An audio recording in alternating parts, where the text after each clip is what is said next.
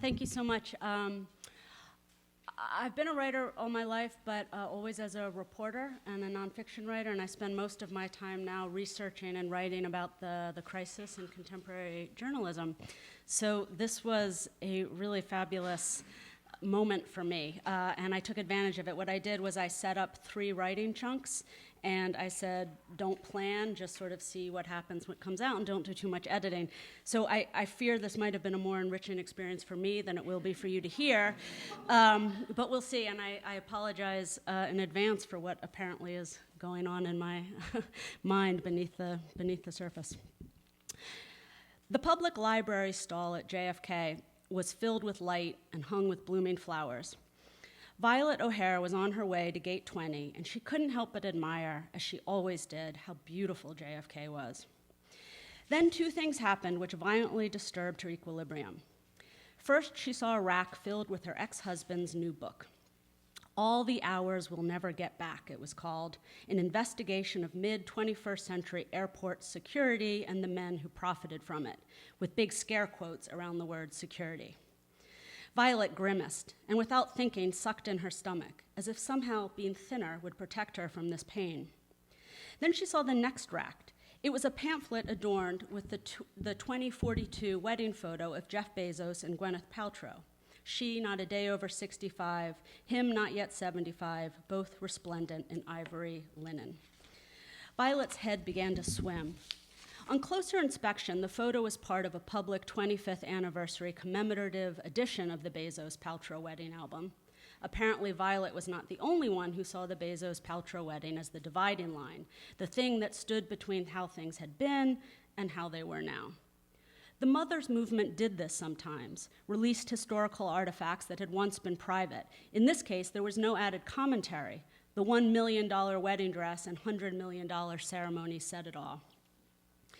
Violet kept walking down the glass atrium hallway of JFK with the art exhibits and play areas and live music, but she was reeling and feared that one of her spells was coming on.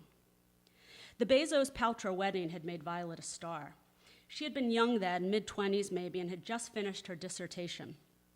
Nothing was more commonplace in 2042 than dissertations on the celebrity industrial complex, but the timing had been in her favor. Violet's use of 17th century aristocratic and royal power structures as frame for interrogating the mid-21st century global celebrity elite became seminal overnight. She found herself opining across all the channels of the internet on the Bezos-Paltrow wedding and everything that followed. Violet arrived at Gate 20 with plenty of time to spare. A young airport employee with a kind face and trusting eyes gave her a bouquet of hydrangeas and a flask of fresh honey-sweetened lemonade to take on the plane. Violet kept eye contact with the young woman for 5 seconds, as was recommended by the Mothers movement, and then she let herself collapse into a soft reclining chair. It was true, the eye contact helped. Violet was at least able to breathe now. Violet's first spell had come upon her when she was 37, and unfortunately in the middle of a live YouTube Instagram livecast. 1 minute she'd been blithely interviewing Beyonce's daughter, Blue, and Gwyneth Paltrow's daughter, Apple, about their marriage and joint decision to merge the Beyonce-Jay-Z trust with the Goop Amazon. And the next thing, she'd found herself swimming in space, no longer aware of anything but an intense desire to be left alone, a sentiment she had unfortunately shared with her co-hosts, the audience, and Beyonce and Gwyneth's gorgeous newlywed daughters. Thinking of it now at Gate 20 in the beautiful JFK lobby, it was her mother's face that came before her. Her mother visiting her as she lay in her private hospital bed after the breakdown, her mother saying, "You've turned your back on your promise." And Violet had turned over in the bed so that she was no longer facing her mother. Violet's mother had been an active power feminist in the 2020s and 30s. Are you doing what you have to do to fulfill your promise? That had been the central question of the power feminist movement and of Violet's childhood. And Violet had felt from a young age that somehow she was not fulfilling her promise. And in fact, she was not at all sure what the question even meant. To whom had she made this promise that she had a promise to fulfill?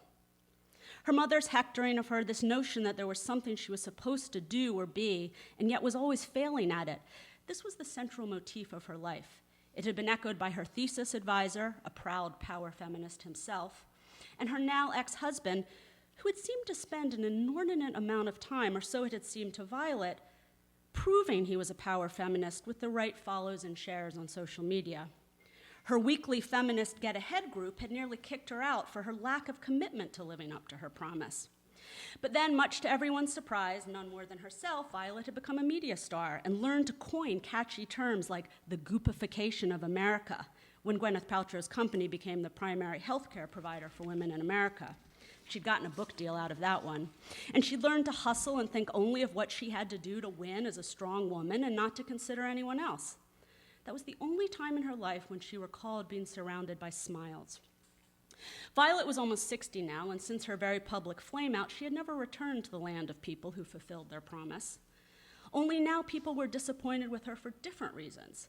Just this morning, her son compared her to a royalist and said she couldn't let go of her power feminist ways. He said her 2048 essay, Country Adoptions, Peter Thiel in New Zealand, had not been significantly critical of the World Bank's program of giving poor countries to global celebrity elites to sponsor. Her son's criticisms had demoralized Violet profoundly, and her attempts to get him to understand the pressure she'd felt to be a strong and powerful woman, to convey to him the way that personal, individual victory over life, no matter at whose expense, had been what was expected of her, that it had seemed as natural and obvious as breathing. But how could you explain that to someone today? There was no bone in Violet's body that was not grateful for how things had turned out for the mothers' movement. By the time the global celebrity elite was in its third generation, they'd been crazier than the grandchildren of Louis XIV, and Violet knew how that story ended. The mothers' movement had arisen and made one simple promise. They'd said, look, everybody is somebody's child, and we are no longer going to allow our children to be exploited and murdered.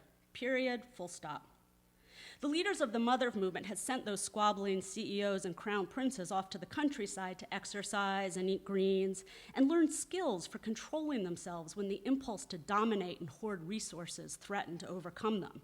If they could, they were allowed back into society. If they couldn't, they had to live out in the country, not as punishment, but for the safety of all the rest of humanity who just wanted to live their lives.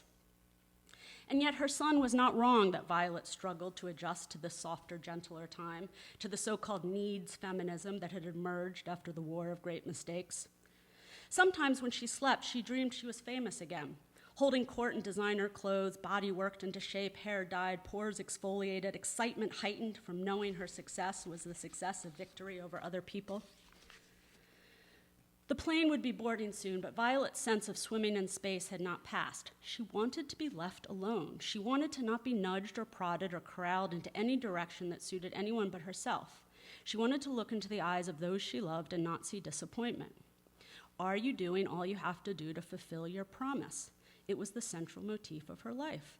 What promise, she thought for the zillionth time? What is this promise that I've not lived up to, and when did I make it? As always happened when a spell was descending, she felt simultaneously drowsy and violent. Then she made a decision. She wasn't getting on that plane.